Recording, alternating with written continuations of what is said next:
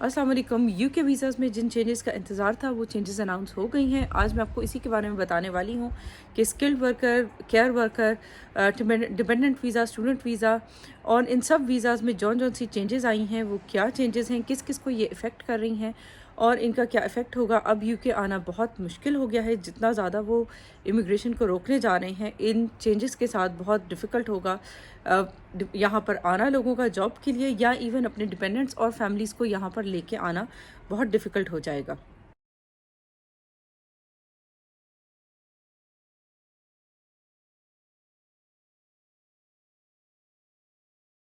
तो जो चेंजेस आई हैं उनमें सबसे पहले जो चेंज है वो है स्किल्ड वर्कर वीज़ा की चेंज।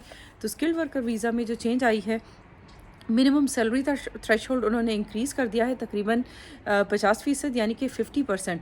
26,200 यानी कि 26,200 जो सैलरी रिक्वायर्ड थी स्किल्ड वर्कर वीज़ा अप्लाई करने के लिए, अब उसका मिनिमम थ्रेशोल्ड हो गया है 38,700 यानी कि तकरीबन 50% इंक्रीज़ हुआ है इसमें। उसके बाद नेक्स्ट जो बड़ा चेंज आया है, वो चेंज आया है केयर वर्कर वीज़ा में।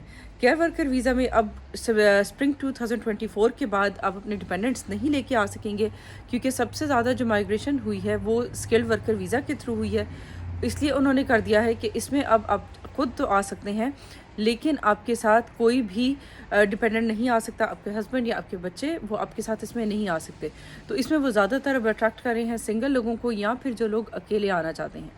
डिपेंडेंट अगर जो हस्बैंड है वो आना चाहे या वाइफ अगर साथ आना चाहे तो वो अपने वर्क वीज़ा पे आ सकती हैं, लेकिन केयर वर्कर के डिपेंडेंट के तौर पे अब नहीं आ सकती।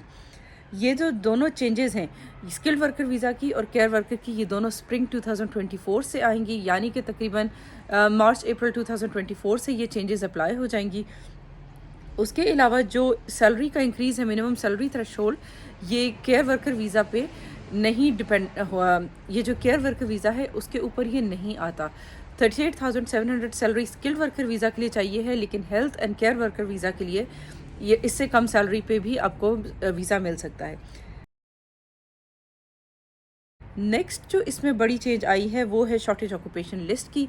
तो शॉर्टेज ऑक्यूपेशन लिस्ट उन्होंने कहा है कि अब वो बहुत रिड्यूस कर देंगे। पहले ये लिस्ट बहुत लंबी थी, अब इसमें सिर्फ वो बहुत लिमिटेड सी जॉब्स रखेंगे जिनके इसके थ्रू आ सकते हैं। दूसरा, इसमें जो 20% कम सैलरी का रूल था वो अब ये स्क्रैप कर दिया है।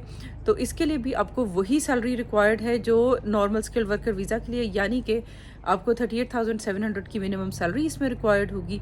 और उसके अलावा इस लिस्ट में भी बहुत शॉर्टेज कर दी है उन्होंने। फोर्थ जो बड़ा चेंज आया है वो है स्पाउस वीज़ा या फैमिली वीज़ा में। तो ये जो रूल है ये इफ़ेक्ट करेगा इवन ब्रिटिश नेशनल्स को भी, जो यहाँ पे ऑलरेडी सेटल्ड हैं, नेशनल्स हैं यहाँ के, या फिर यहाँ पे पहले से काम कर रहे हैं स्किल्ड वर्कर पे या किसी भी वीज़ा टाइप पे, PSW वगैरह पे।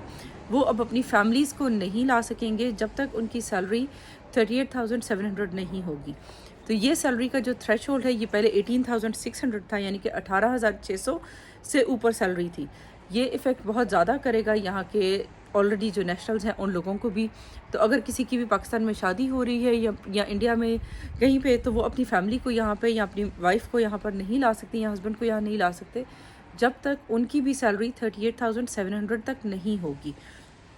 ये बहुत बड़ा इंक्रीज़ है, इससे बहुत ज़्यादा लोग इफ़ेक्ट होंगे, क्योंकि जो यहाँ पे एक शाम मैरिजेस का इफ़ेक्ट था कि लोग यहाँ आते थे और पेपर मैरिज करते थे, तो विज़िट वीज़ा पे आके यहाँ पाकिस्तान से यहाँ पे स्टूडेंट वीज़ा पे आते थे और फिर यहाँ पे पेपर मैरिज करके यहाँ पे सेटल हो जाते थे। उसको रोकने के लिए भी ये ज़्यादा रूल बनाया गया है, ताकि जो यहाँ पे स्पाउस वीज़ा पे लोग आएँ या फैमिली वीज़ा पे आएँ, वो भी हायर सैलरी का उनका थ्रेशोल्ड कर दिया है।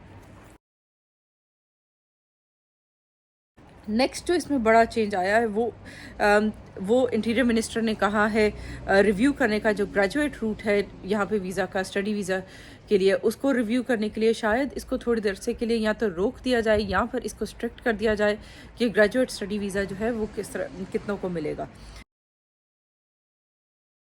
उसके अलावा NHS सरचार्ज इंक्रीज़ हो रहा है। पहले तो वीज़ा फ़ीस के अलावा आपको 624 यानी कि 600 कुछ, पहले तो आपको NHS सरचार्ज जो है 624 पाउंड्स देना होता था अपनी वीज़ा फ़ीस के अलावा। अब वो आपको सरचार्ज देना होगा 1035 पाउंड्स। तो ये तकरीबन डबल कर दिया उन्होंने। बहुत ज़्यादा इंक्रीज़ किया है NHS सरचार्ज में भी, तो वीज़ा फ़ीस भी इससे ऊपर चली गई है ऑब्वियसली। जो NHS सरचार्ज है या वीज़ा के साथ ही देते हैं और ये ईयरली पे करना होता है किसी भी फॉरेन वर्कर को, जब तक कि वो यहाँ के नेशनल नहीं हो जाते उन्हें ये NHS का सरचार्ज पे करना होता है। तो ये सारी इंक्रीज़ेज़ आई हैं। इसके अलावा यहाँ पर अब और ज़्यादा स्ट्रिक्टनेस होगी, जो भी वीज़ा के लिए अप्लाई करेंगे उनकी इमिग्रेशन की जो वेटिंग होगी वो बहुत ज़्यादा होगी। अगर फर्दर और भी कोई चेंजेस आती हैं तो मैं इंशाल्लाह आपको उसके लिए अपडेट करती रहूँगी। इंशाल्लाह मिलते हैं नेक्स्ट वीडियो में, और तब तक के लिए अल्लाह हाफ़िज़। अपना बहुत ख्याल रखिएगा। अस्सलाम वालेकुम।